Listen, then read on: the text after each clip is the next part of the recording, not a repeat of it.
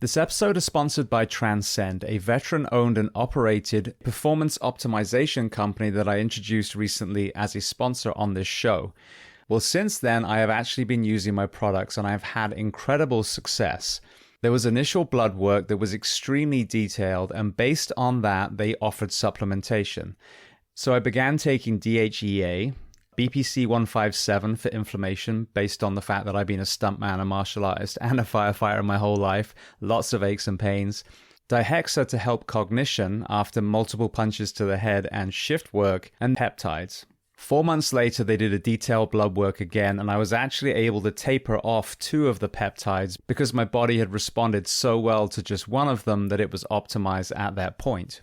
So I cannot speak highly enough of the immense range of supplementation that they offer, whether it's male health, female health, peptides to boost your own testosterone, which I would argue is needed by a lot of the fire service, or whether it's exogenous testosterone needed, especially after TBIs or advanced age. Now, as I mentioned before, the other side of this company is an altruistic arm called the Transcend Foundation, which is putting veterans and first responders through some of their protocols free of charge. Now, Transcend are also offering you, the audience, 10% off their protocols. And you can find that on jamesgearing.com under the Products tab. And if you want to hear more about Transcend and their story, listen to episode 808 with the founder, Ernie Colling, or go to transcendcompany.com. Welcome to the Behind the Shield podcast. As always, my name is James Gearing, and this week it is my absolute honor to welcome on the show 3 of the hosts of the Trauma Behind the Badge podcast and members of the Survive First family, Doug Monda, Raul Rivas, and Chris Fields. Now, each of these gentlemen have been on the show individually, but I wanted to get them together as a group. We've got 2 members of law enforcement and a firefighter offering a very unique perspective on all things first responder. So we discuss a host of topics, from the recruitment crisis to organizational betrayal and everything in between. Now, before we get to this incredible conversation, as I say every week, please just take a moment. Go to whichever app you listen to this on, subscribe to the show, leave feedback, and leave a rating. Every single 5-star rating truly does elevate this podcast, therefore making it easier for others to find. And this is a free library of well over 1,100 episodes now. So all I ask in return is that you help share these incredible men and women's stories so I can get them to every single person on planet Earth who needs to hear them. So that being said, I welcome back onto the show Doug, Chris, and Raul. Enjoy.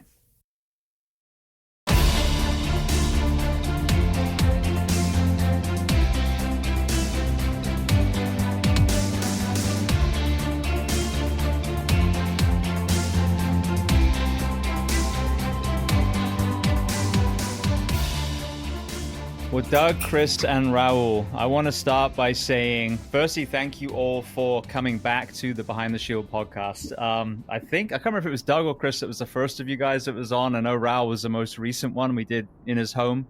Yeah. But, you know, for a long time now, I've been thinking you guys do your podcast together all the time.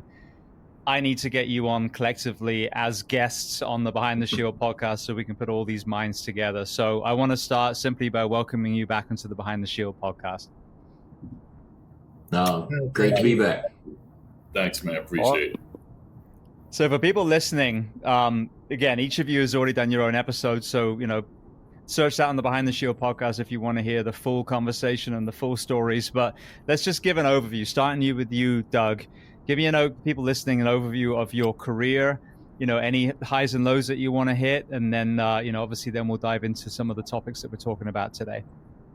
Yeah, just a little recap. I'm a retired police officer out of Central Florida. Spent most of my career on a SWAT team.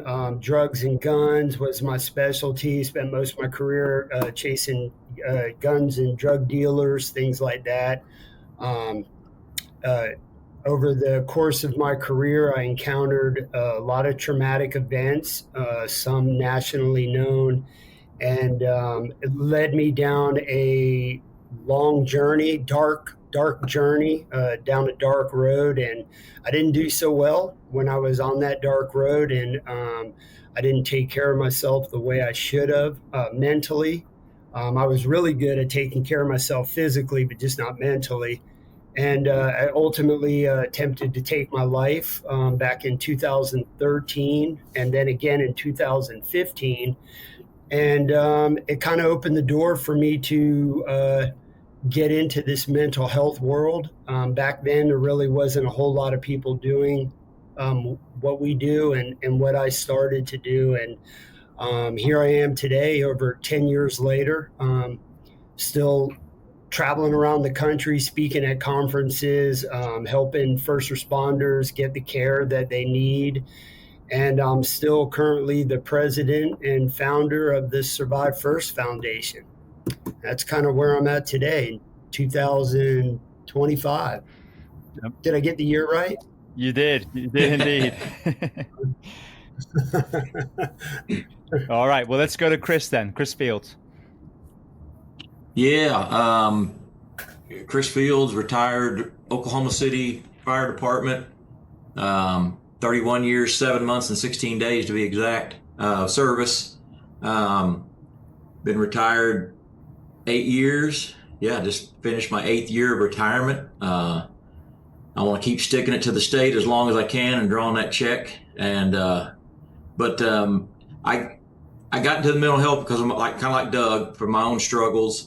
I get my platform and I get the chance to speak and be associated with these guys and you, James, because of the Oklahoma City bombing and a photo I was captured in. And I know that because nobody's going to just have Chris Fields, a retired Oklahoma City firefighter, come speak.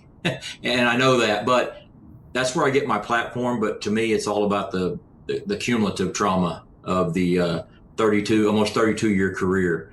And that's the message that, I want to get out. And when I get to go speak and travel and do things, I could probably be up there for 5 minutes and just say, hey, don't wait until the wheels fall off before you reach out for help and be done. Because that's mainly, I think that's all of our goal is to have people not go down the road, that we went down. And what's the old saying about, going upstream and catching people before they, get in the river. And that's kind of what I am. I know suicide is the ultimate thing we want to shut down, but I tell people, I got a little soapboxy. I was out in LA last week, got up on a soapbox about, especially firefighters. We always want to talk about this family, these brotherhood and the sisterhood. And well, if we're really, let's step up like we should, then if we're really going to call these people our brothers and sisters and take care of them, no matter what the issue is with them, whether it's on the job injury, cancer, or mental health stuff. And so it's just kind of my passion now that to be involved with it. And I'm honored to be involved with it, and especially with these guys. Absolutely. All right, Raul Rivas. Yeah, well, thanks for having me on first, James. I appreciate it. I can't tell you enough. Honored and humbled that you asked. So, Raul Rivas, also a police officer, retired now. I'm old, so retired from the Orlando Police Department, did 26 years there, 28 total in law enforcement. Like Chris said, my platform, reason I get to kind of come speak with these heroes, these national heroes, is I was involved in a pretty big incident, the Pulse nightclub incident that happened back in 2016. And I too, like all of us, I had my mental health journey afterwards. Not like Chris just said again, I'm stealing everything from Chris, but like he said, it wasn't just the incident. It was the cumulative stuff that happened before the incident. It took a lot of work for me to realize that that's what it was. So in that journey and after that journey, I got hooked up with these guys, and now I'm part of Survive First. I'm on the board for Survive First, and I basically commit my time to making sure that first responders get the help that they need, educate them that there is help out there, and just making sure that they know that we're here for them and that we have a network. We have people around the country. So when you call, no matter where you're at, no matter where you're from, we know somebody that can help you, get you the help you need. So that's kind of what I do now. Fantastic. Well, we were having a quick kind of roundtable before we hit record of some topics that I think are pertinent because, as Doug said, I mean, he's been in, the what next space, when it comes to the mental health of our first responders for a decade now. This podcast is almost 9 years old. So the conversations that we were having early on, I think they've evolved, and there's some amazing topics that you guys threw out there. The one that I think is one of the least discussed, apart from sleep deprivation, which is my dead horse that I flog on a daily basis, is organizational betrayal, organizational stress, and we'll unpack, some of these titles. But whether it is, a police officer, a first responder who did everything right and then got thrown under the bus from political side, or whether it's just simply a passionate, aggressive first responder who wants to do the right thing and they're in a toxic culture where they tell them to sit down, shut up, you're making us look bad. I see that being one of the least discussed pieces of the pie when it comes to overall mental health. So Chris, you were the first person that threw that in the ring. So let's start with you. Talk to me about, the evolution of this being a big part of the puzzle that we need to acknowledge. As far as the organizational, yes, what we called distrust, betrayal, or what I can't remember the word Doug used. It was better, but yeah. And like I said, it was one of those things that I didn't experience it personally. I know some people that have, and I'm like Raul said earlier too. It's been going on for probably years. We just didn't ever have a name for it. Back then we'd say it was us against them, or the blue shirts against the white shirts, or that was just kind of something you expected to, always think they didn't have your best interest, on their radar. But I tell you, I've been in this, I call it a game sometimes, for a while. I've seen it more and more. And one specific example, real quick, and I won't give the city, and I won't give names and all that, and this isn't anything against the IFF Center of Excellence either. They had nothing to do with this, but I know of a local union that was going to help a firefighter get treatment. He came forward. The city had a policy and said, if you'll come to us and say you need help, your first 30 days, 60 days, first time is personal leave. You don't have to burn time, all that. Now, if you wait until you've got a DUI or beat your wife or domestic, whatever, if you wait till then, it's on your dime, which I kind of like that. Well, guy comes forward, union's going to step up and get him there, pay for his airfare, do some stuff. And he told him what facility he wanted to go to because he trusted this place. Well, it wasn't the Center of Excellence. And this union said, we can't help you then. He wanted to go to, and it doesn't even matter where he wanted to go either, but it was just a personal choice of his where he wanted to go for help.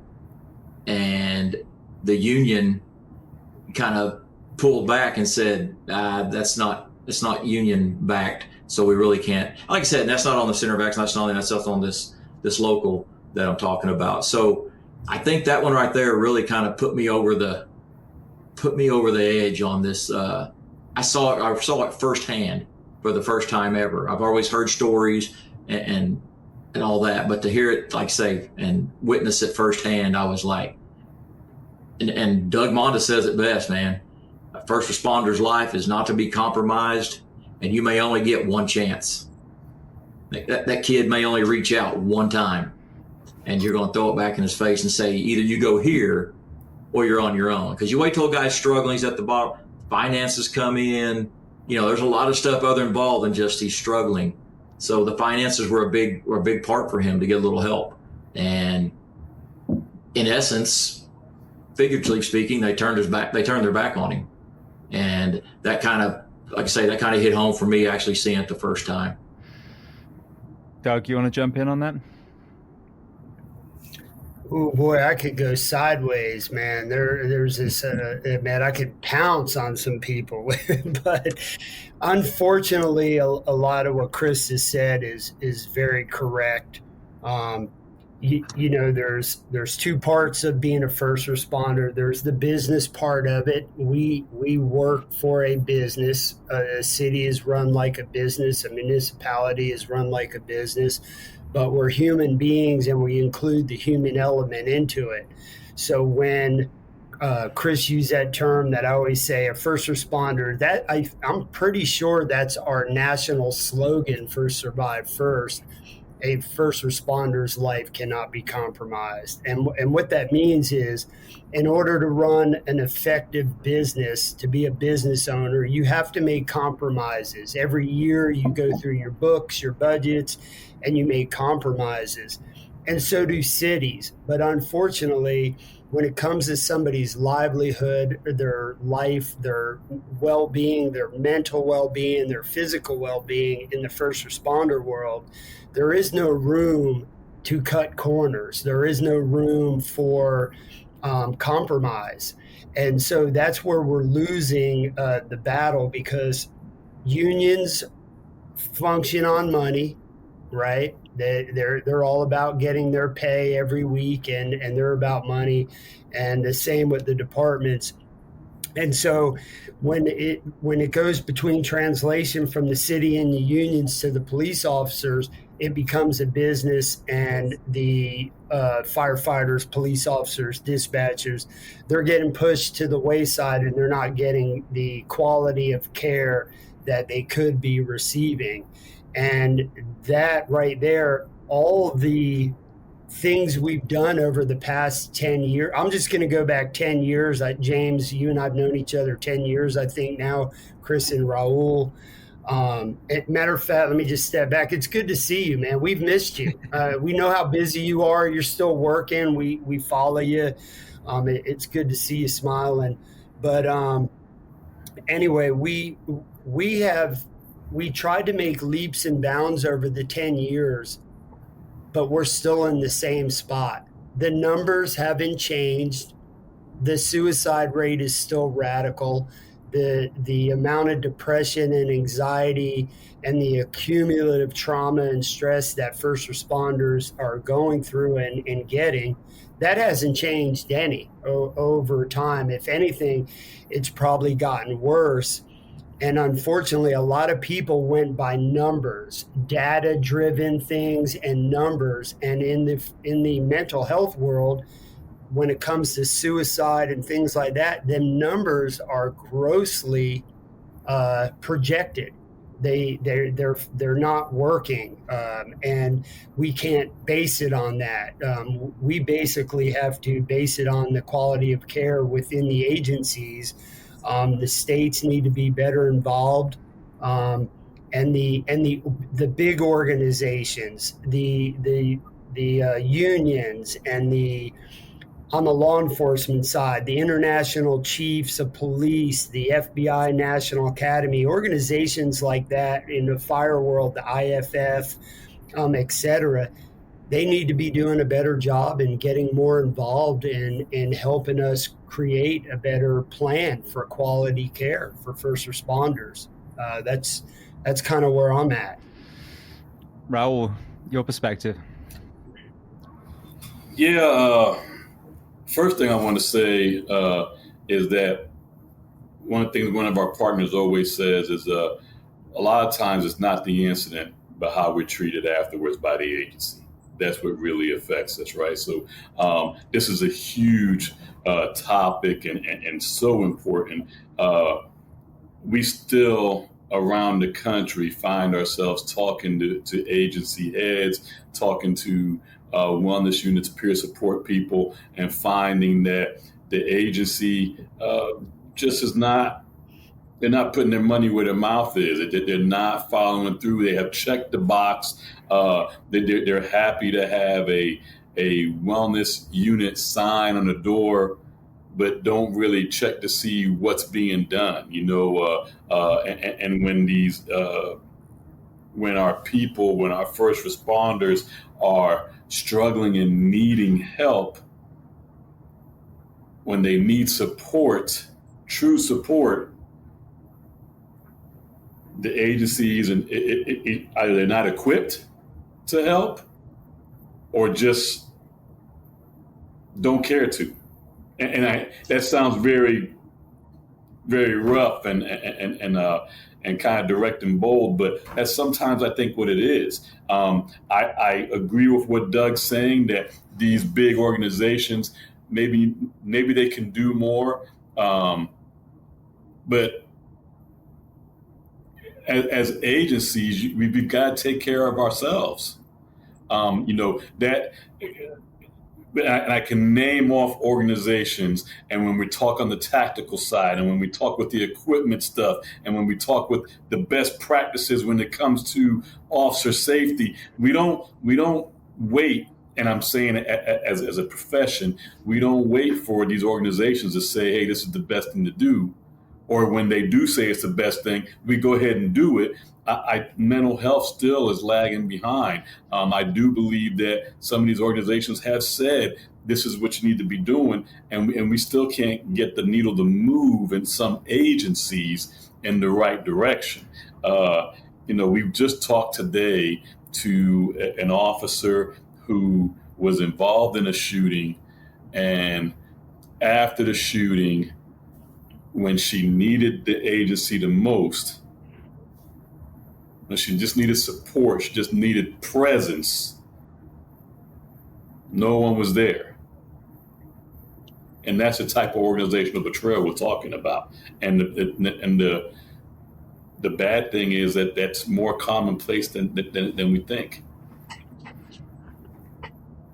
Yeah, no, I agree completely. And just to hit on a couple of things, the box checking, the number of guests I've had on that have done what I call the EAP Russian roulette.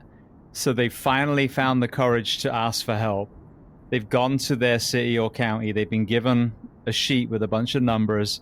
They've gone through the list. Some of them are disconnected. Some of them, they answer and the next scheduling appointment is 6 months from now. Some of them, they finally get someone that ends up being, a child psychologist. Or they finally get someone who declares that they are experts in working with first responders. This person pours their heart out. The counselor starts crying and says, sorry, I can't help you. Can you leave? How many people have we lost? If I've heard those stories, how many people's stories will I never hear? Because that was the last straw. That was the last effort of help. And we betrayed them by putting them in front of the wrong people. Yeah, that's very true, because that actually happened to me. I had a bad experience with EAP. Back in my day, I had reached out to EAP on my own. My partner at the time he knew something was bothering me, and I said, yeah, I'm having some issues. And he said, why don't you reach out to EAP? And I did, and they called the EAP program that we had at our agency. You called like a hotline, and then you told them what was going on. I remember telling them, this is what I'm going through. And they said, okay, we'll have somebody contact you. And then I was contacted by a clinician that was local to where I worked at. So it was like right down the street from where I worked at. And as you guys know, where I worked at, there really wasn't any quality of doctors, I would say, in that environment. And so it failed miserably for me by this second visit. And what I've learned, and this is just my observation, and I don't really mean to insult any clinician, because they're all wonderful. They're trying to help people. But what I learned through my journey and the people that I've interviewed and spoke to is that EAP is like the public defender of attorneys. So you can either go out with your money and buy a good attorney, or you can get the free one that hasn't earned their way yet. And so with that notion being spread out there and being observed, first responders just have no trust in EAP. Plus, they understand that EAP bills their city is in communication with their city.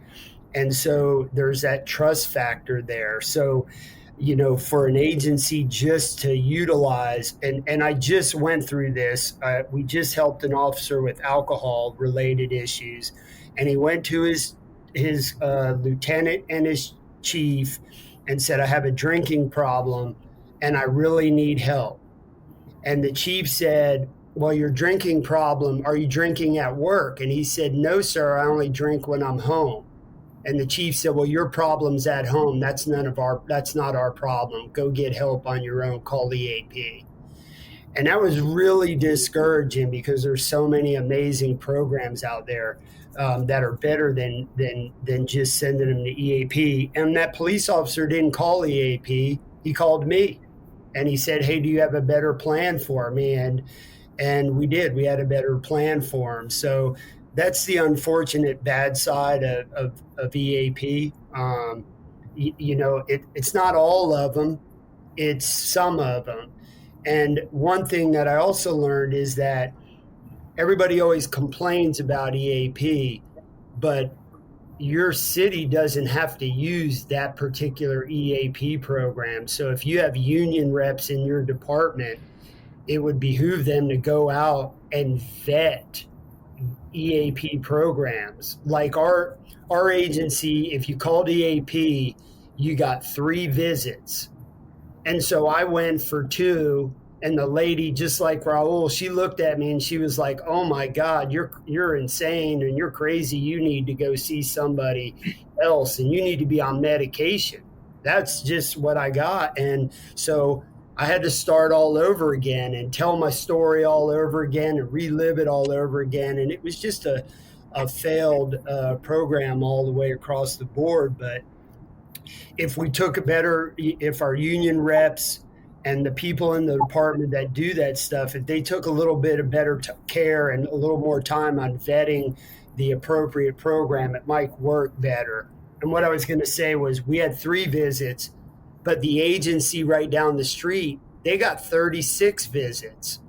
That's quite a bit of a difference in an EAP program to have 3 visits versus 36 visits. And Right. so, that comes down to, having the proper care in your agency.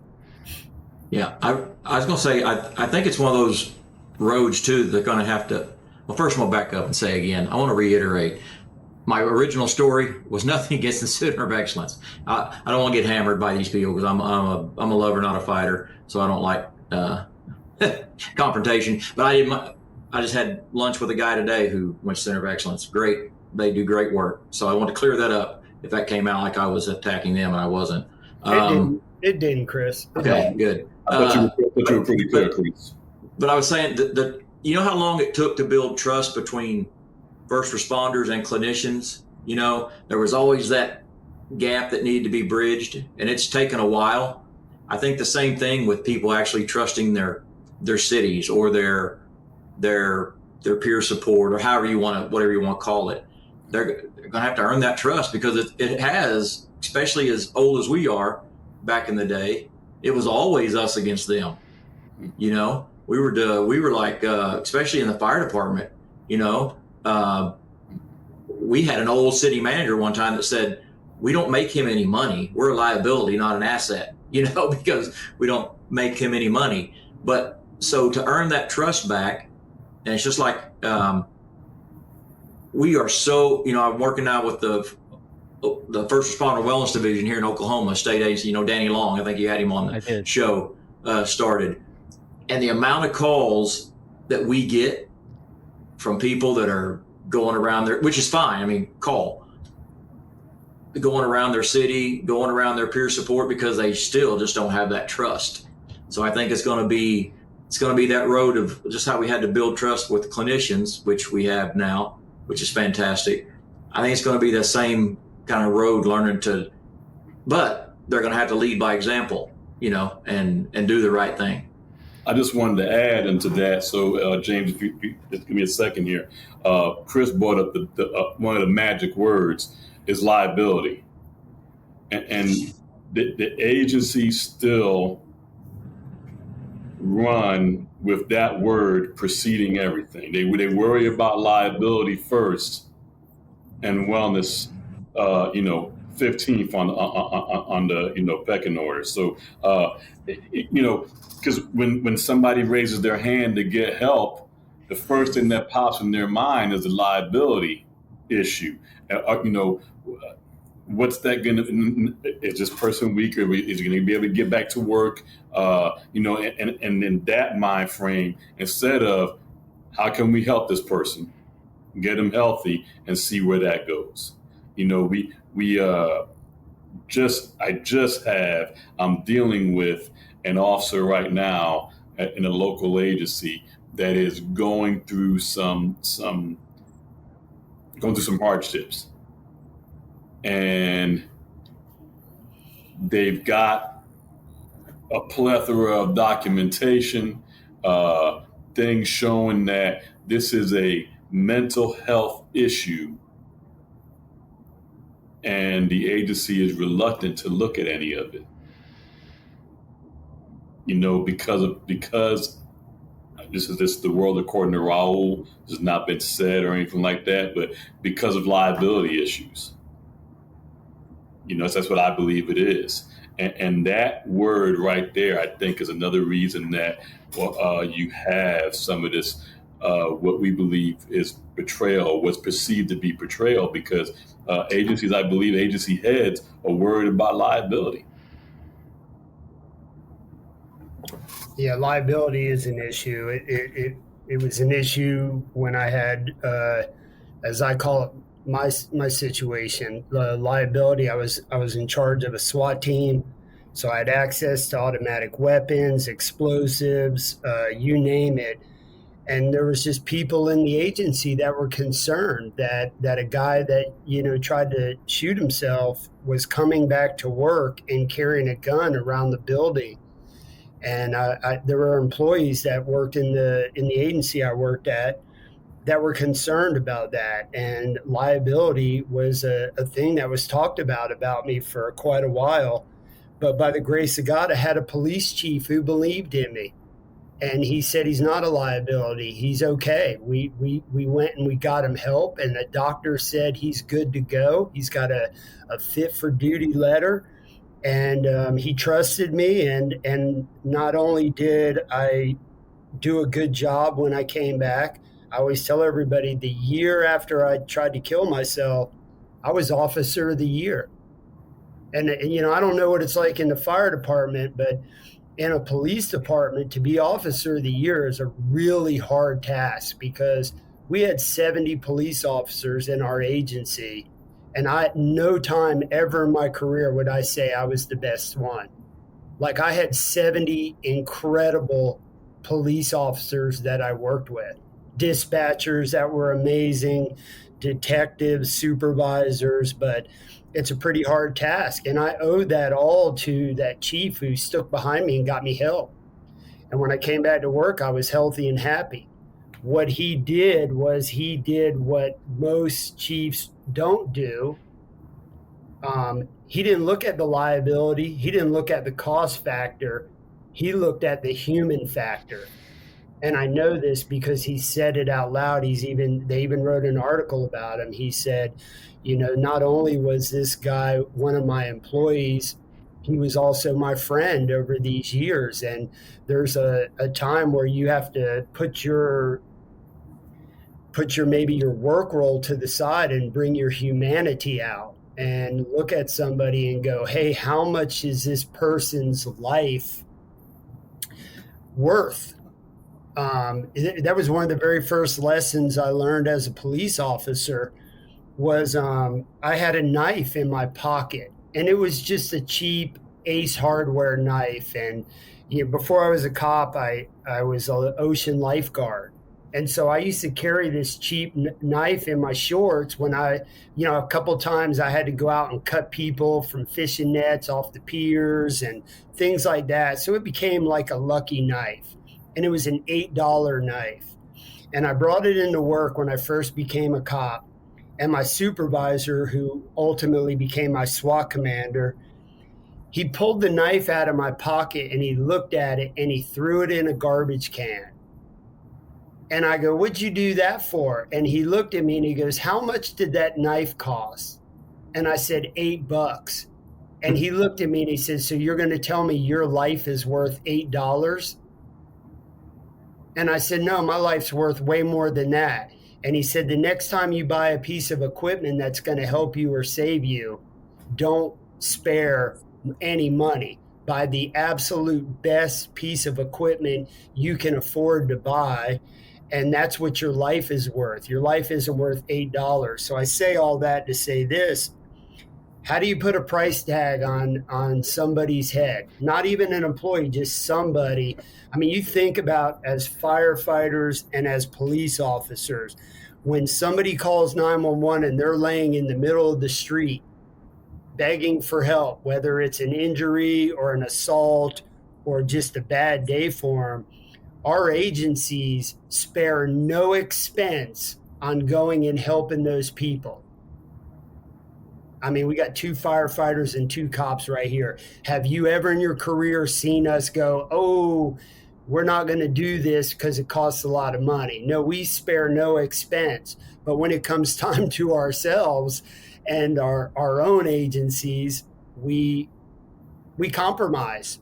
And so there's a lot to be said behind that. There's a lot of work to be done to ratify, or is that the right word I'm looking for? To rectify or ratify, to fix this situation. I'm still learning how to talk again, James. So, to get this fixed, like I said, it goes all the way to a state level.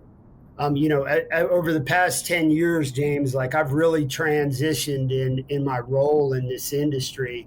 I have my hands at the state level now. I work with the state of Florida on their wellness unit.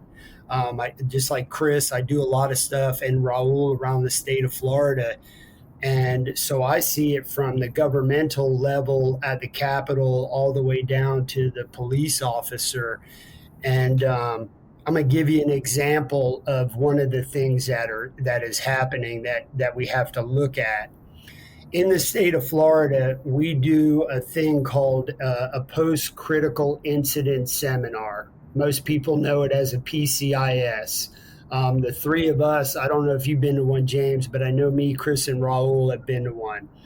And it's a free program that is put on by the state. And it's a 3-day intensive workshop. It's probably the most healing, the most incredible mental health thing that I have observed yet.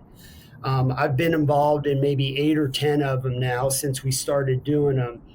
And we allow 35 couples into the seminar. And I literally get to watch 35 couples heal and smile again and go from the first day of crying, telling their story, to the second day laughing with their mates and healing. And it's a great thing to be part of. But here's the bad side of it. The state of Florida, which is governed by an organization called FDLE, Florida Department of Law Enforcement, they put these post-critical incident seminars out for anybody who wants to come in the first responder world, corrections, dispatch, cops, fire. It's pretty amazing. And they put that out there. They send it to every agency in the state of Florida. Every police chief gets, and every agency gets this invitation for them to send their employees. Well, one of the things we discovered is the chief, hypothetically, and I don't know how it works in everybody's agency, but the chief gets the email and the invitation and the flyer. Then it goes from him or the training department to the command level. Hey, disseminate this to your employees.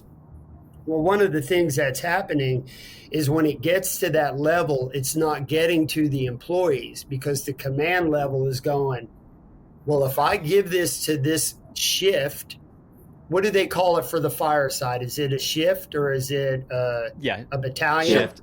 Or battalion. Battalion would be, the shift is which of the days that we work, and the battalion would be, 7 stations of that particular area. Yeah. Okay. So that particular shift, just like us in law enforcement.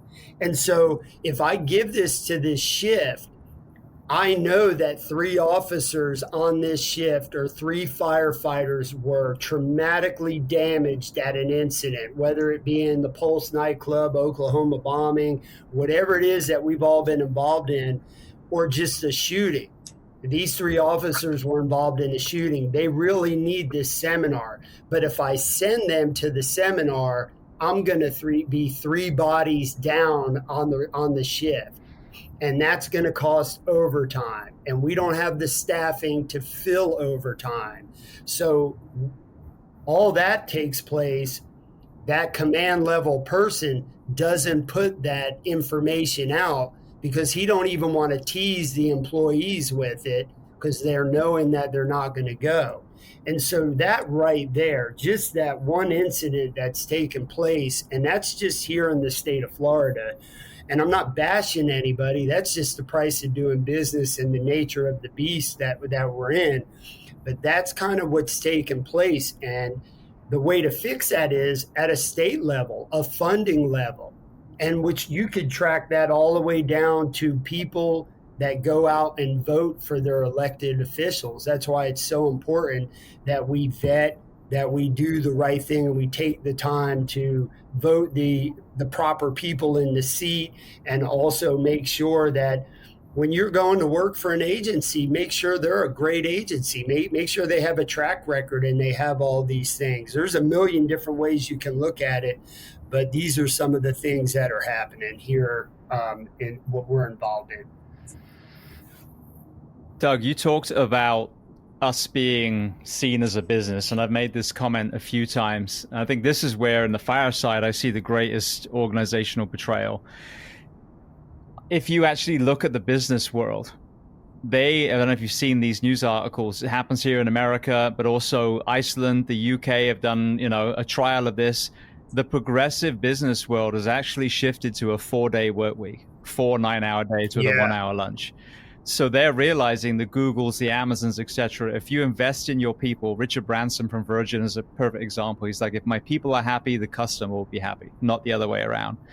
And so then you look at the fire, and a perfect example, in my opinion, at the moment of organizational betrayal is you have management administrators who work 40 hours a week, who are also responsible for our recruitment crisis because they were the leadership, who are telling 56-hour-a-week firefighters, you don't deserve to work less than 56.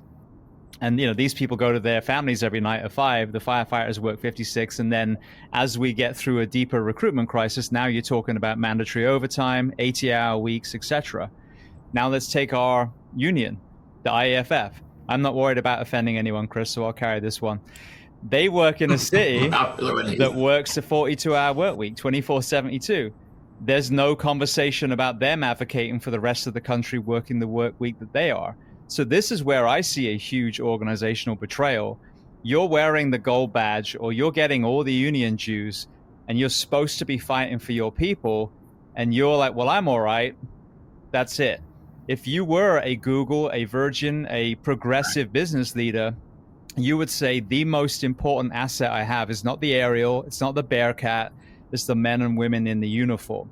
And I think this is where that shift has to change. If you're in any of these positions and other people aren't the most important thing to you, then you should not be in that position. Whether we're talking in politics or we're talking about administrator or unions, your number one job is to make sure that your membership, your men and women that serve beneath you, are physically prepared, mentally prepared, and go home when they're supposed to go home. And I think this is a big part of the conversation when it comes to organizational betrayal, is just the mistakes of our management, the people that collected the big checks that had the stripes all down their arm are being paid for by the men and women who are actually on the streets. And that is so unfair. Yeah. I'll tell you, I was just out in LA a couple of weeks ago, out there for a week, and we all have a friend that's an LA County firefighter. Y'all know who I'm talking about. The amount of mandatory overtime these guys are working is absolutely insane. Now they're racking up the bank account, and they get paid well for it. But I was shocked at the amount of mandatory. How many? There's some guy that when I was out there, they were working their 6th or 7th shift in a row. And they did mention, though, even in, I think it was LA, they even did mention that it's been proposed, talking about doing a whatever that's called, looking into it, a study about changing their shift and everything, their hours, and their going to, because they work LA works the exact same as Oklahoma City, the Kelly day, 24 on, 24 off 3 times, and all 4 days in a row, and it's 56 hours. And but I was shocked. I'm like you. I never looked at it like that, as being organizational, but it's mandatory. I mean, so it is. It's exactly what they're doing. They're saying, this is what we got to do. I mean, this is what you have to do, or we'll find somebody else to do it. Basically. But the amount of overtime they're working it's not sustainable. There's no way. I think we get caught. Well, I think leadership gets caught into the. We're doing it that way because that's the way we've always done it. And we've been doing it that way for the last 30 years. I survived. I mean, isn't that what we hear a lot, James? I mean, that's I survived, so you ought to be able to survive too. And I keep saying, but guys, like, in every career, in every generation before us, there were things that happened that helped evolve the profession to where we are now, whether it be technology, studies, whatever the case, whatever it is. So I always what are we talking about? Why are we not always looking to make it better? I don't understand the mentality of, that's the way we've always done it. It's always worked, so it can't be fixed. Like, what are you talking about? Can you imagine, right, Raul, if you had to make entry to the Pulse nightclub with a, musket, and you had to reload it every time? Well, that's the way we always did it. Right. Exactly. It's exactly my point. I mean, it just makes no sense, because in every, and correct me if I'm wrong, in every generation, every administration, leadership, there's always something new. There's always a change. It should always be something, because every time I go to conferences around the country, when I went to the firefighter conference, the big one up in Indianapolis, I think, Indianapolis, that thing was huge, and they had truly, you were out there looking for the better mousetrap. I mean, there was everything out there. So we should always be looking to make it better. Why are we fighting that? I don't get it.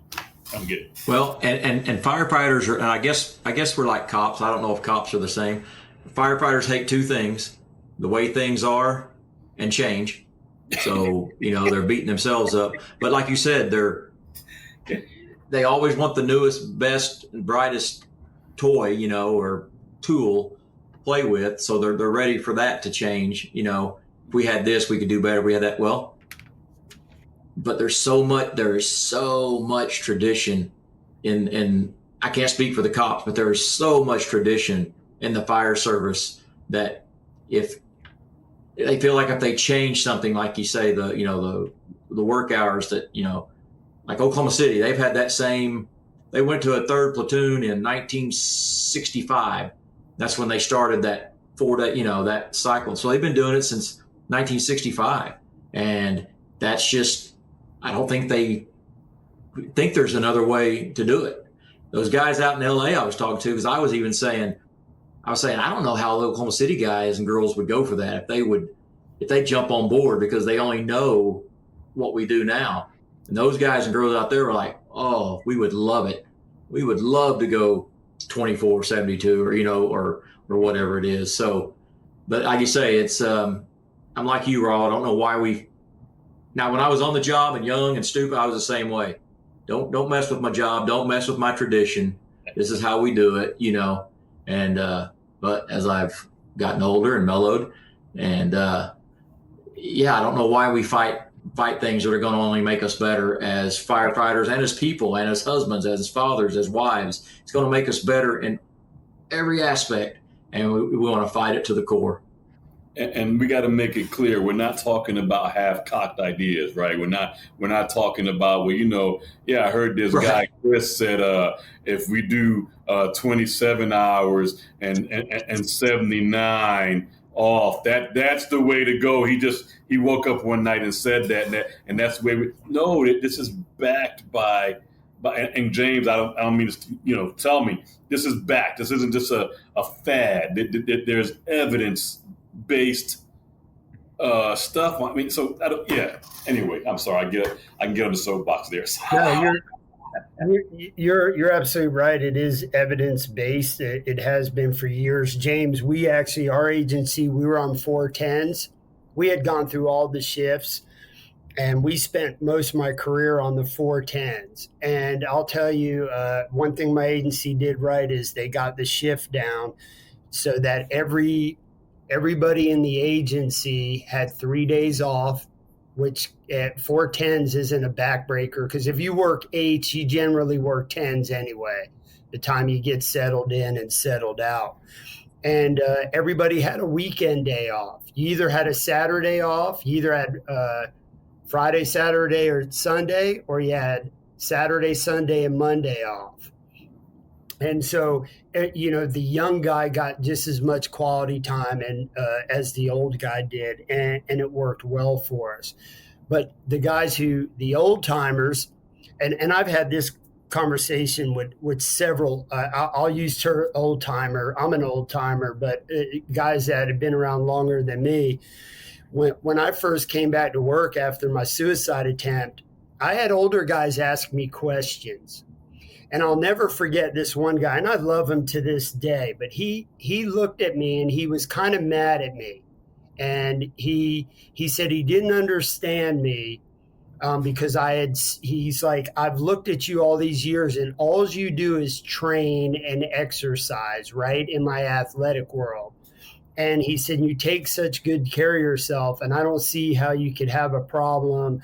And it just looks to me that you're looking for the easy way out type conversation. And he said, I've been doing this job longer than you, and I've done all the things you've done, and I've been through all the things you've been, and I'm fine. And I looked over at him and I said, you're fine? I said, your cheeks are as red as a brake light. You've taken 10 deep breaths in one sentence. Your belly sticks so far past your belt buckle, you haven't seen your boy part in 20 years. You don't even know what it looks like. Your high blood pressure is through the roofs. I tore this dude a new ass, is what I did. And I said, so you're not okay. You just chose a different route. You choose your mental breakdown can look like overeating, diabetes, over drinking, not sleeping, things of that nature. Everybody has a different path of it.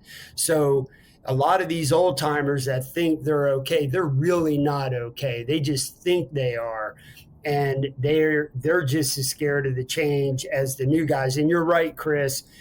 Cops don't like change either. The only thing that is different between cops and firefighters is we don't like fire. So fuck that. We decided to go pick up guns. That's the only difference. Y'all like fire. We don't like fire. But other than that, we're just alike. I'm not a fan of lead poisoning, so you can keep your job too. Thank you. Yeah, exactly. That's right. It's funny though with the way we've always done it. I've done a presentation a couple of times on the 2472, only when people have asked me, and I know it's a kind of force multiplier audience because I don't talk normally. It's what's called behind the shield. But there's a couple of slides. One of them are children in the Victorian ages when we had them working in factories and cleaning chimneys as young as 8 years old. That's the way we used to do it, till someone went, that looks awful. We should probably not send our children because they keep dying from all these cancers. Another one is a surgical residency. When they were doing, crazy hours in the medical school track, there was a physician, I think it was Dr. Edward Halsett, if I've got that right. And he was kind of one of the people that really created this residency where he would be up for hours and hours and hours. And, as anyone listening, if that's what your professor's doing, your teacher, your coach, your lieutenant, that's what you're going to do. So that stayed. And then years and years later, they kind of looked back and went, oh, this guy was addicted to cocaine and heroin. Now, I'm pretty sure I could do a 2-day bender on those.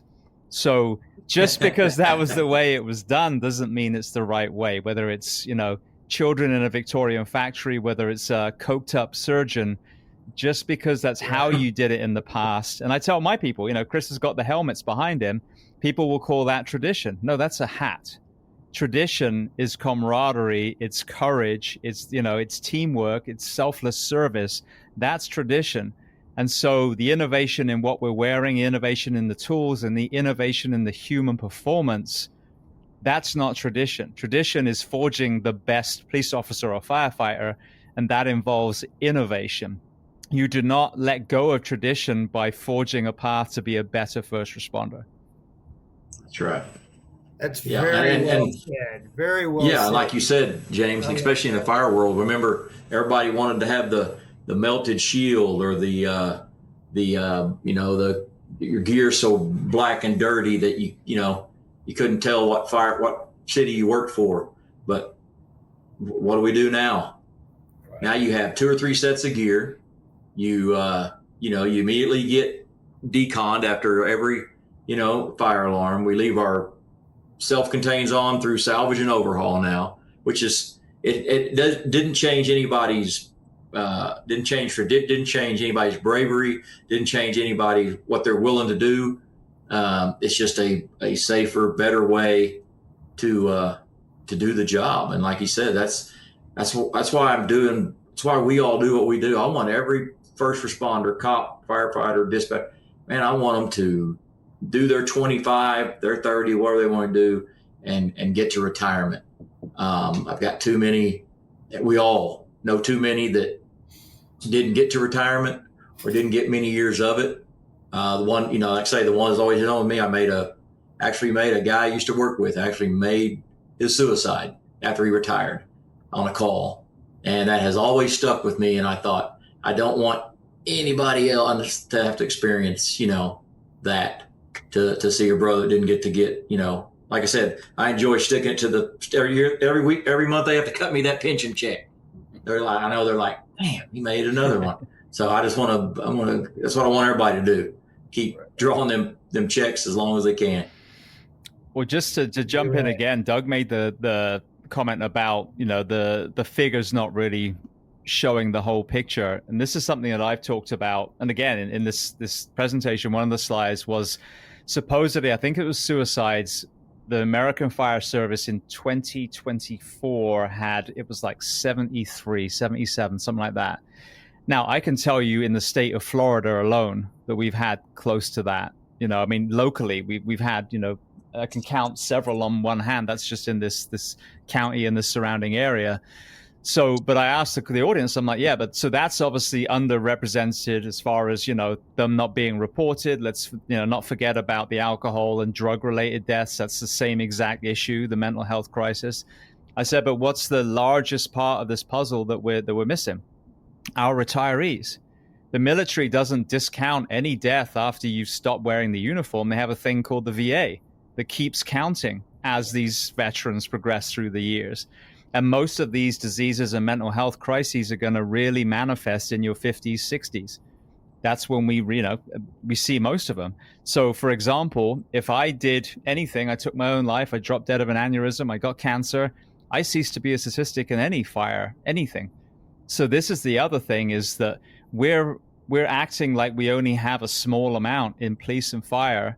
But actually, if you look at the retirees, I would argue genuinely that the statistics that we're given are at 10%, if even that, of all the retirees that we lose so many years prematurely. And that's not being factored into the magnitude of this crisis.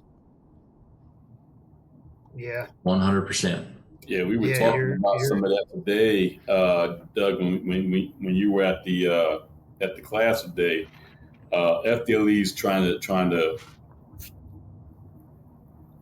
what's the word I'm looking for? They're trying to correct some of that reporting in reference to, police suicide around the state. Because I think in the last few years, it's been, single digits is what's been reported. Well, they went back and started looking and come to find out that it's more like in the 40s every year. And that's not counting retirees, and then that's not counting the suspicious accidents, right? So, and still, there's still agencies that haven't reported anything, so they're just not reporting those incidents. So, yeah, I think the number is grossly underreported when you start adding in the retirees, and I still don't know if there's a mechanism to do that yet. Am I wrong? I don't know. No, you're not wrong, and I know the numbers are important to people, and you're right about the numbers. I want to say it was 4 were reported for the state of Florida last year, and Florida is a big ass state, as we all know, really big state. And, for years there was organizations, maybe 1 or 2 of them that provided all the data nationally to the organizations. And they were only reporting the data that was reported to them. And so they came and they did their announcement, excuse me, and they said Florida had 4 suicides. Well, the deputy commissioner of Florida heard that. And he's like, that's not true, because I know of more than 4 that we've had this year. So he went and did this in-depth study and found out that it was 44. And he went to the state and said, this is unacceptable. But him and I had this conversation. I was part of that conversation up at the Capitol. And one of the things that I told him was, how about just one suicide, whether it's a firefighter, cop, dispatcher, corrections officer, whatever it might be in the first responder world, to even include, a lot of the flight medics and the nurses that fly out to scene, right? Any one of those people, one of them is enough. One should be enough. We should not be losing. Everybody goes, oh, well, they emphasize a lot on police officers who lost their lives and firefighters who've lost their lives in the line of duty. God bless them. I agree with it. But what are we doing about the officer or firefighter that's taking, as radical as it is, taking their own life due to a traumatic event that's happened in the course of their career? Why do we not look at that the same? And why do we not put as much care, as much funding, as much effort into that as we do the officers where I live at, they just had a burial. They had a parade, a burial of a police dog. Now, I love police dogs. I've had them my whole career. But they also had an officer that killed himself. And nobody from that department did anything for that officer who killed himself. But they had a parade and a funeral for a dog that just died of natural causes, not being shot in the line of duty. And so what do you think that agency looks at? Oh, I am no better than a dog in the street. I'm not even worth that. And that's a problem that we have in its own, is the way we look at it. And maybe you would call that the stigma. I don't really like that word. I just think of it as that's just poor taste in leadership and poor taste in the way we look at the things we do. And we just have to do a better job of, brings me back to, we put our lives on the line every day for people we don't know. We don't even know. They don't even like us. especially as cops. Shit, everybody loves a firefighter, but everybody hates the police. And we put our lives on the line for those people, but for the people that we love and we work with, we're not giving them the same amount of care. And that narrative has to change. Well, with that, I want to throw something at you before we go to what you refer to as the mental health booms. I think that's fascinating. That's something we need to unpack as well. I talk a lot about the issues with with firefighter recruitment. And obviously one of the biggest fixes, and we're seeing this, the proof is in the pudding in Florida now. You change the work week, you show these people that you care. All of a sudden, people are lining up around the building to work for you. And it's not the only thing. Then you put in fitness standards and, zero, cost to access mental health. And, now all of a sudden you're building this positive culture. You're choosing the top 10% of a list. It's a self-licking ice cream by that point. Law enforcement, though, there isn't, with the recruitment crisis and the overtime, absolutely. But with the work week, it's not that same obvious, biggest glaring issue that we need to fix first. But it's obviously more organizational betrayal. And that could even be organizationally, nationally, through the media and the way that, the men and women in blue are portrayed. So I'm much more naive to this. So especially Raul and Doug, talk to me about law enforcement. What have we got to do to turn things around so young men and women line up excited to put on the uniform like they did when you guys entered the profession? Whew. Man, loaded question. I've got one answer right away, Raul, while you figure yours out.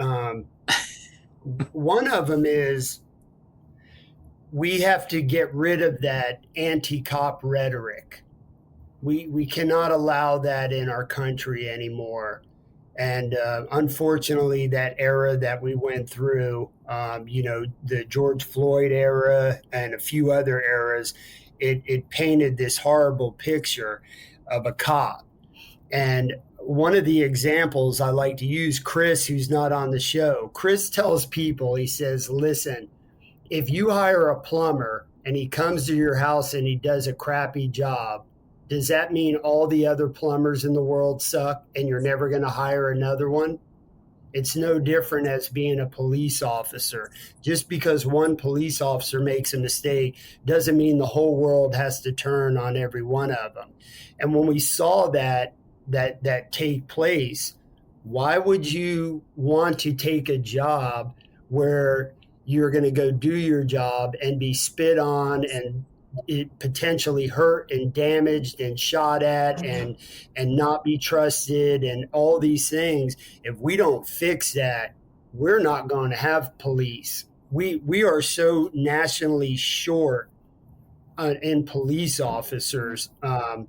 I was just in Hawaii a couple weeks ago, speaking in Maui to the firefighters and cops that were involved in the Maui fires.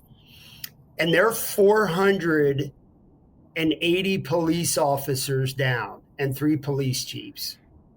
And it just blows my mind away. Like, what you would think that everybody be lining up to be a cop in the great state of Hawaii. But, obviously there's cost factors, but not.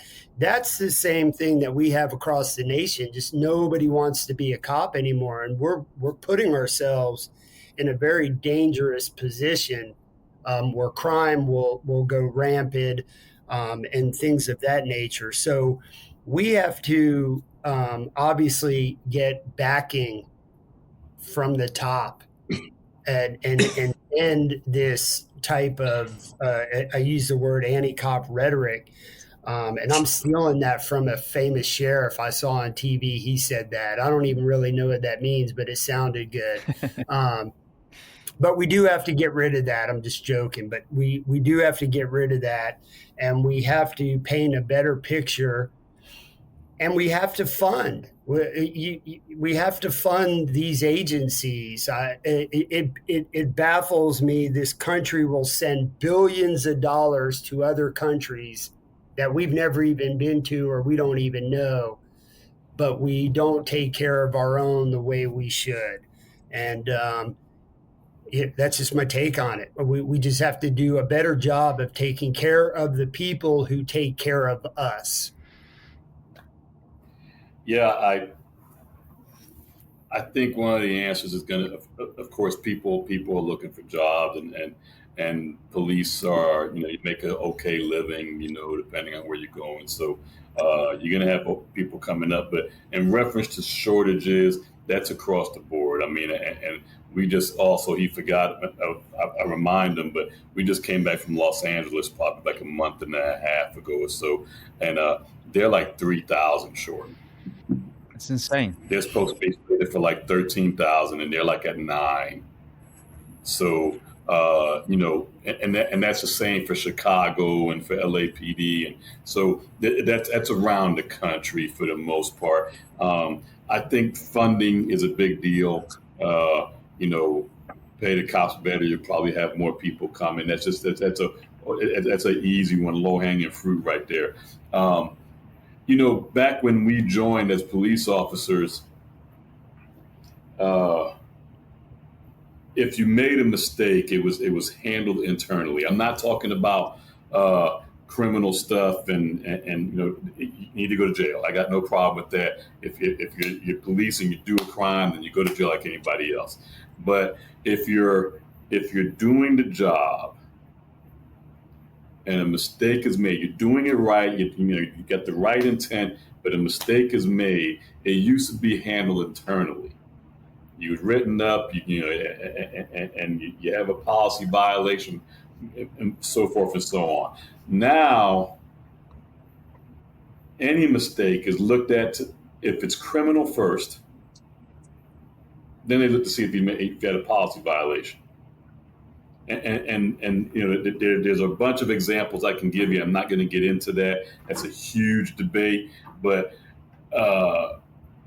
we have to get back to agencies backing the people for doing the right thing for the right reasons. Sometimes the outcome is not going to be cookie cutter. I'll give you a quick example of this. I just thought of one popped in my head. We had an officer that took down a woman that went across a courtyard threatening another woman. She walked across his courtyard yelling and threatening another woman about how she's going to beat her ass. She gets within feet of the other woman, about to put hands on her. Officer intercepts her and takes her down to the ground. Handcuffs her. Now, when he took her down, she hit her head. It was an accident. First thing that was done was they wanted the officer charged with a crime. That's the days we live in right now. And we're held. I've got no problem with us being held to a higher standard. We should be. We should be held to a higher standard. We're the first responders. I've got no problem with that. But we're being held to a perfect standard now. And I don't know if that's attainable, and California, they just had a case, not just, but a year and a half ago or so. That's one of the things the jury said. If it's not perfect, then it's a violation of the law. If that continues, I don't know the answer to your question. Well, just to dovetail on that, and I'll throw it to Chris from an outside perspective too. You mentioned California. I saw a news article a few weeks ago. Someone sent it to me. LAFD, the fire department of LA, their overtime budget for over a 3-year period was $1 billion with a B. So firstly, the money is there. As Chris said, I've used this term all the time as a Desmond Tutu quote. We spend so much time pulling people out of the river, we forget to go upstream and find out why they're falling in the first place. The money is there, but it's wasted on all the time and a half you're paying, forcing these people to work these spots. Again, let's be completely honest, because you fucked it up from a management point of view for years and years and years. There's no point using, kindergarten terms for that. You've got the lack of retention, so you pay police officers, firefighters, to go through training, and then they up sticks and they go somewhere else with all your certifications that you paid for. You've got the workman's comp claims that are through the roof. You've got the medical, retirements. You've got the, God forbid, line of duty death payments. And then you've got the millions of dollars in the lawsuits when we do make the mistakes. Now you've created a recruitment crisis, lowered the bar. Now I've seen, law enforcement agencies offer tens and tens and tens of thousands of dollars of signing bonuses. What is the quality of the candidate going to be like now? I had a retired police officer on the show a while ago who said that for every bad employee that you hire, it takes $500,000 to get rid of them. So imagine, we'd use the word liability. What is the liability of allowing your department to be in such crisis that now you're lowering the bar, thinking that's going to fix it, getting the wrong kind of people in uniform? And we've all seen those videos. And now you've just made everything worse. Rather than going downstream saying, holy shit, we've wasted all this money. Let's invest in our police department. Let's fix the things that are broken. Let's put the salary where it needs to be. Let's give them tax breaks or whatever so they can afford to live in this overly priced, affluent city. And then let's get them back, because the Wall Street Journal had an article a few months ago showing that Gen Z actually was going into the trades. But they look at our professions and they're like, hell no. Law enforcement, right. Their legs get cut from under them. Fire is so overworked that they never see their family. And if you Google health issues with the fire service, it's a Wikipedia that's 10 pages long. So fix the things that are broken, you will bring the people back. But I think that the nation has got to understand that this isn't like the line hasn't tapered off. It's still descending, and there is going to be a point of critical mass. And if we do not fix it, you will call 911 and no one's going to come. That's not scaremongering, it's the truth. Yeah, you'll be put on hold. We're heading, James, you hit on the head. We're heading that way. It's scary to think about it, but when you start going to these bigger agencies and you hear that the 3,000 understaffed, Chicago, I forget, it's something crazy like that as well. But it's relative around the country. When you go to PDs that are 1,000, they're 100 or 2 down, which is a big number for them. If you only got 1,000, officers, So, we're unfortunately that there's going to be a day you're going to be put on hold. Chris, I kind of what Doug hit on was like the anti-cop kind of rhetoric. It's just because I don't.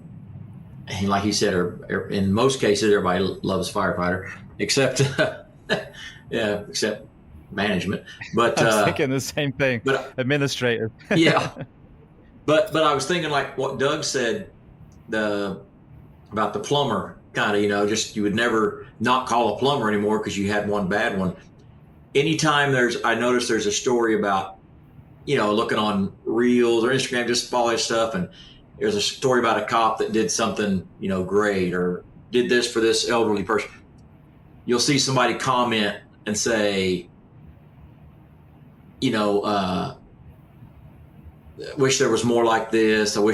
But when you see a cop that does something like Raul said, that needs some discipline, needs whatever, and they do something wrong, the immediate remark is just like all the rest of them, So like when they do something good every night, you'll say, well, there's a few good, but then when they do something bad, it's like all the rest of them, they all get put in this one category because they're under such public scrutiny. It is crazy.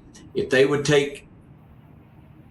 go behind the scenes of a fire department and what a fire chief deals with every day, of this employee getting a DUI, or this employee involved in domestic violence, or this employee involved in this, or involved.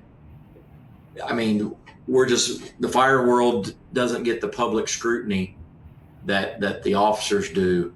And I've got several buddies here who retired cops, and they've discouraged their sons. 2 of them are actually in the fire service now, and that's a sad statement that you would actually discourage somebody from being a police officer. I mean, it's just insane. And that's another thing. I think it's one of the things we want a quick fix, and it's not going to be quick. It took 20, 30 years to destroy it. It's going to take more than one, fiscal year to fix it. Yeah. You got that right, James. That's the truth. Yeah. Police officers are definitely guilty until proven innocent. I mean, without a doubt. It's sad. And it's just going to get worse because, like I said, not just the bar, but for every police and fire, for every person who's forced to work extra shifts, it's, again, going back to science, neuroscience, sleep medicine science, we are more likely to make mistakes. So I always said, when do you ever hear when there's that gray area, shooting or whatever it is in law enforcement? You've got the good shoot, and then you've got the clearly the police completely screwed up. We know of both of those. Right. But the one in the middle, the teenager's, nervous, he's 17, he reaches for his license or his insurance papers that are in the glove box. And there's this confusion, it's tinted, and all of a sudden shots are fired. When is anyone ever talking about how many shifts has that officer worked? When was the last time they slept? What was their training level? It's always on the officer they made a mistake. And the thing is, the more understaffed the department gets, the more underslept, overstressed these men and women are, and the lower the bar is created, you're just increasing the chance. So this defund thing and everything else is like, oh, let's make it worse. The same way as when COVID swept through, you couldn't have made it worse if you tried than saying, stay at home, don't see anyone you love, order fast food and alcohol, and binge watch Tiger King. That'll do it. You know what I mean? So everything that we were told was completely the opposite, and it's the same with law enforcement. If you look at Finland, in their education system, when there's a school in an area that's struggling, maybe socioeconomically is not as fortunate as other areas, they pour more money into it, and they bring it up with everyone else. What do we do in America? We penalize those schools in the poor areas, and we take funding away from them. It's the same with the first responder professions, and we need to switch that around. Yeah. Dang, James Gearing for president. I wouldn't want to do that. Bro, you got my vote. That sounded better than I've heard in the past 3 or 4 presidents right there. So, God bless you, man. Get on the edge, shit. Great conversation.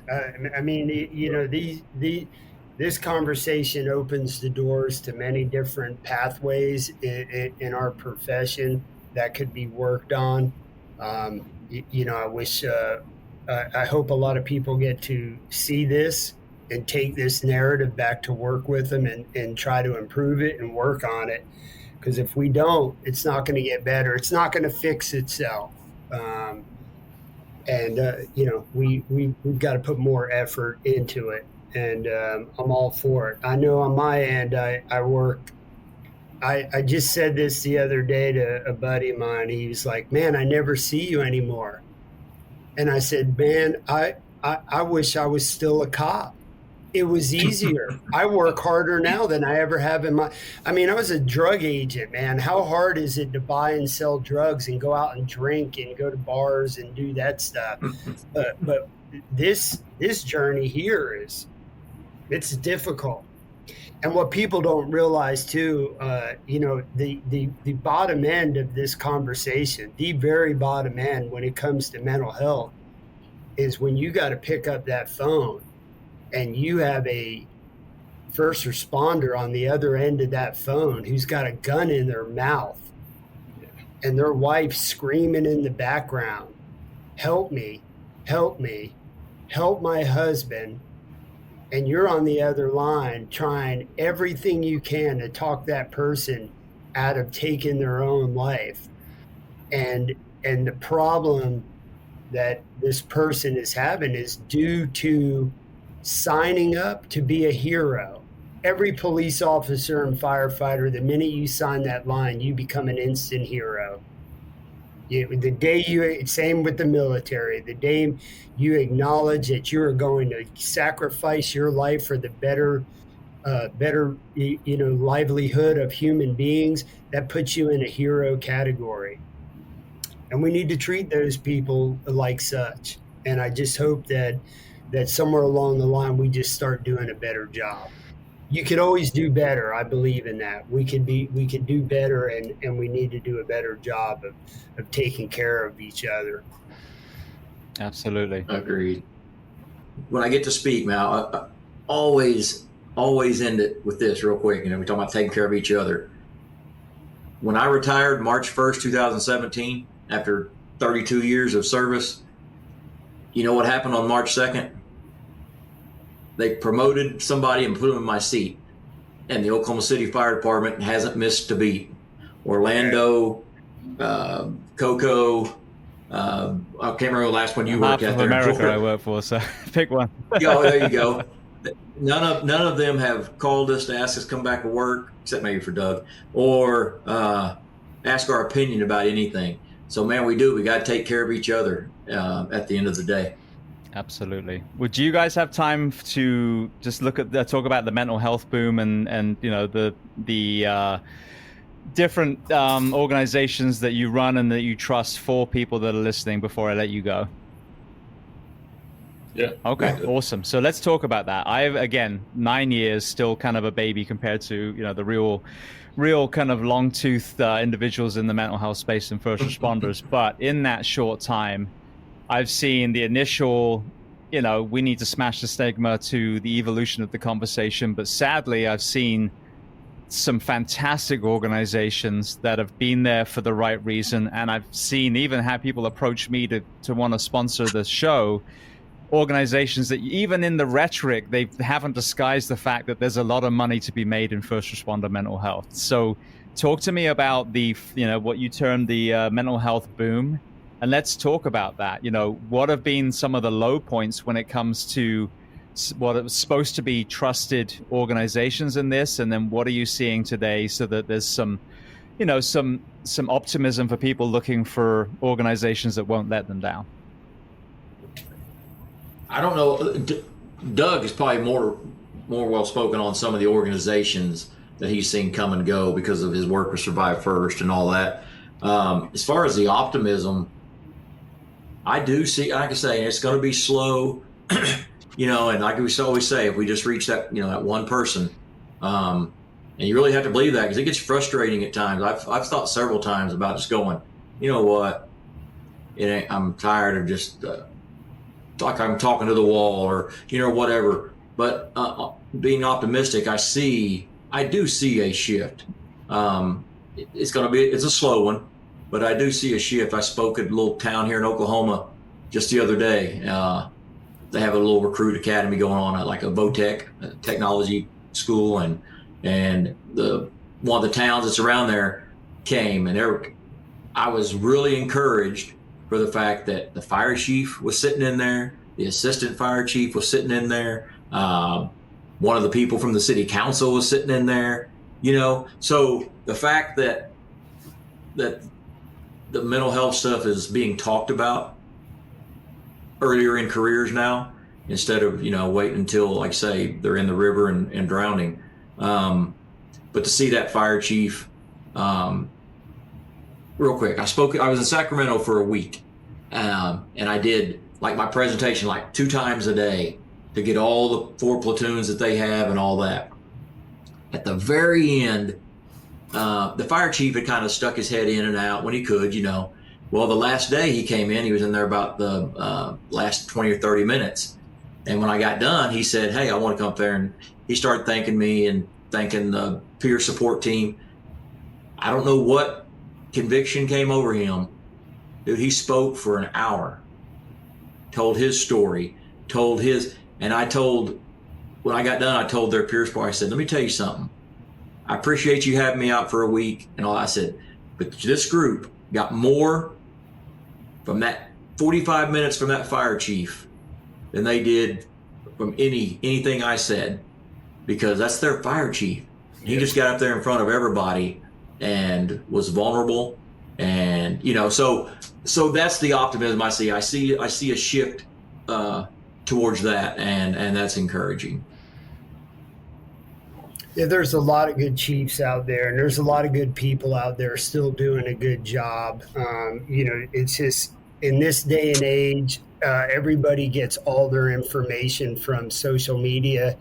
And unfortunately, social media only wants to show horrible stuff, combat, fights, lies, deception, because that's what sells. And unfortunately, there's a lot of good people out there doing a lot of good work, and there's a lot of good organizations in the mental health field doing a great job. Our organization has been. I'll say, I'm not going to say we're the best, even though I think we do a great job. But I will say this one thing that this organization has done, and which I preach to a lot of people, is we've stayed in our lane the entire time. When we came to this platform, we made an agreement of what we were going to provide, the service we were going to provide for first responders, and that's all we've ever done. And in the boom, as you asked, James, when the boom kicked off, everybody and their brother, and that's just unfortunate of humankind, we're greedy and we're money driven, and everybody saw all these opportunities to make money in the first responder industry, because they just think first responders, their business, their cities, their governments, they have money to spend. And companies came out of the woodworks. Phone companies came and dumped money. Car companies, you name it, big corporations came in, dumped tons of money into the mental health industry only to boost their company. And then they took their money and they left, and they're all gone.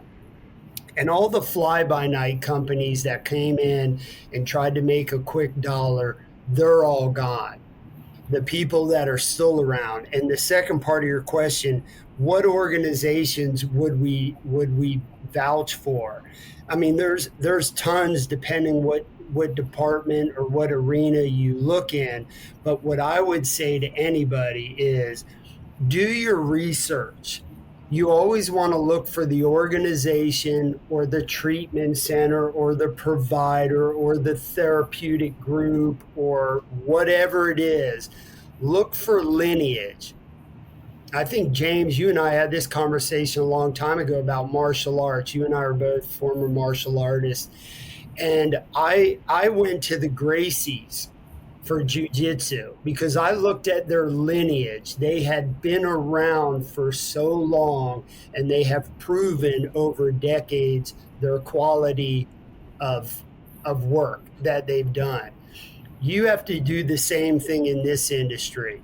You have to look for lineage, look for quality control, look how long they've been around, look at look into their company, look at the good things they've done, look at their ratings, because you're dealing with somebody's life, and you don't want to compromise them and just hire some kook who just showed up yesterday and decided, I'm going to start a business and I'm going to make a bunch of money. And so I go to this police department and I tell them, hey, I can do this for you.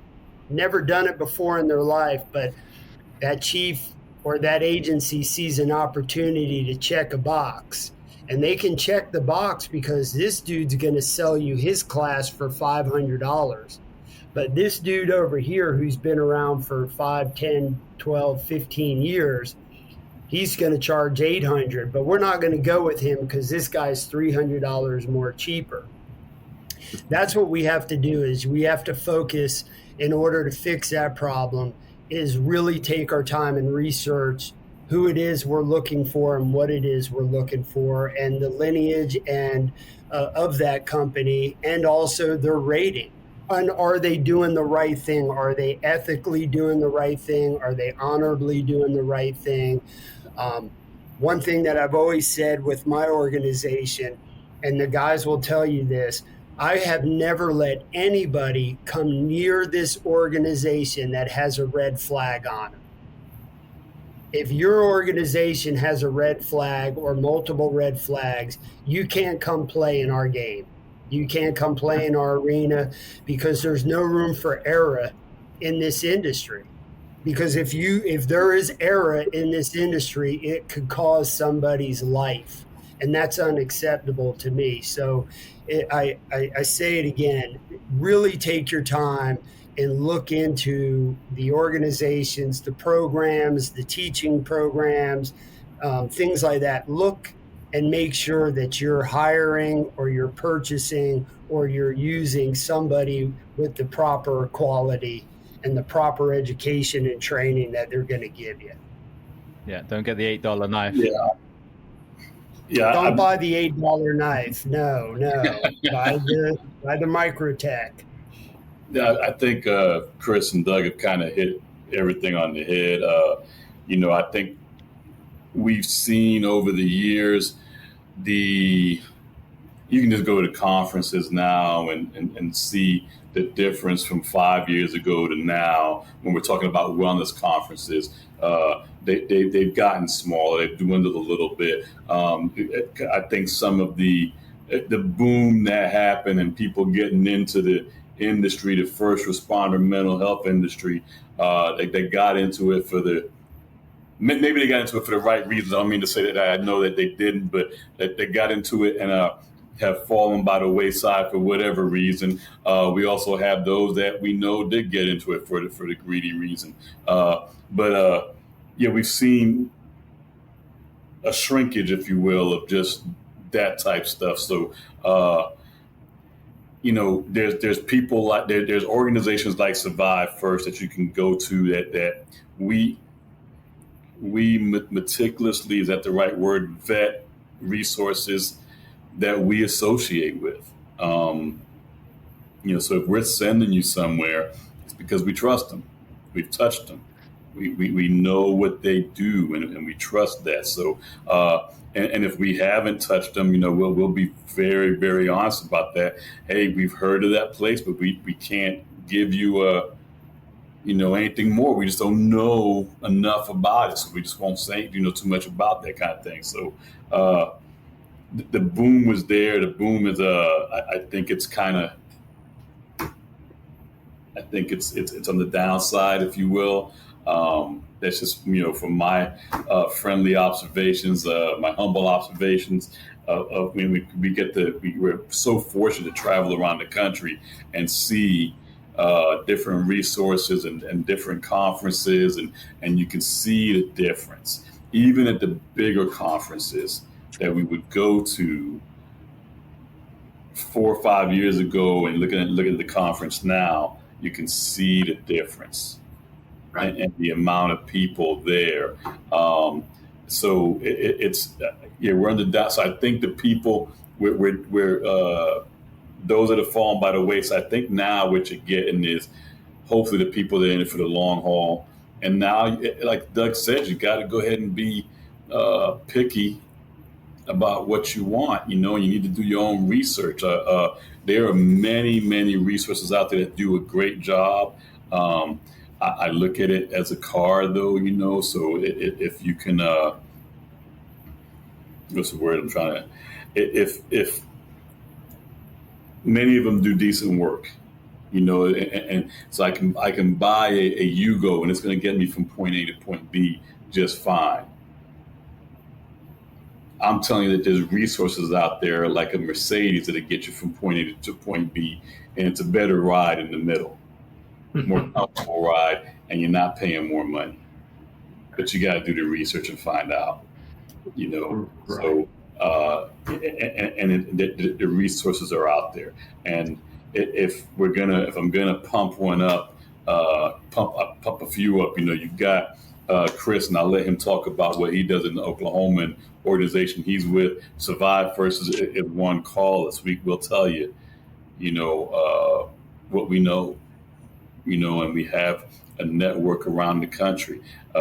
After Action, call us. We do work around the country. Lighthouse Health and Wellness, call us. We do work around the country. Chris, jump in there. And that's just... Well, no, I was just going to say, it's, kind of like, especially in Oklahoma, had the oil boom, and then it kind of tailed off. Same way in the mental health, like I said, there was the boom, and it's not that it's a bust, but you can see that the boom level is leveling off. So I always look at the ones that were there before the boom, and they're still around after the boom.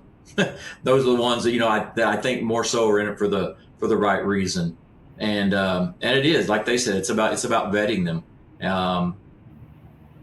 The Oklahoma First Responders Wellness Division, that's what we do. Me and Danny have been around and vetted a few facilities, and just like Raul said, we'll say these are ones I would trust them, I would go to them.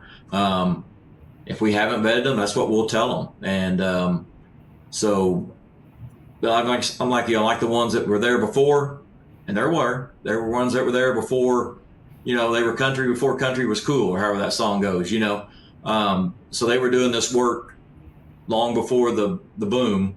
And then now that it's kind of, and you've seen some of these organizations, these facilities have removed their first responder program, or have removed, they've still got their mental health facility, but now they've removed because they've about ran the gamut. They've about made all they can make off that. So, that's what I say. It's just there's so many resources out there. It is like buying a car, or you just have to, vet them and make sure that's the one that fits you. They're all going to tell you they're a fit for you, but you got to make sure they fit you.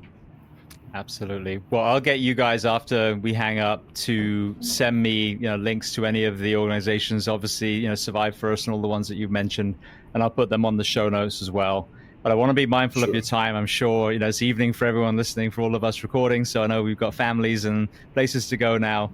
So I want to thank all of you, firstly, for the initial conversation that we did independently, but this has been so powerful to get all these perspectives, because you guys have been in this space for so long after your career, and talk about some of the things that we have. I know it's going to help the people listening, and I know some of the resources we're going to list are going to help them from here on in.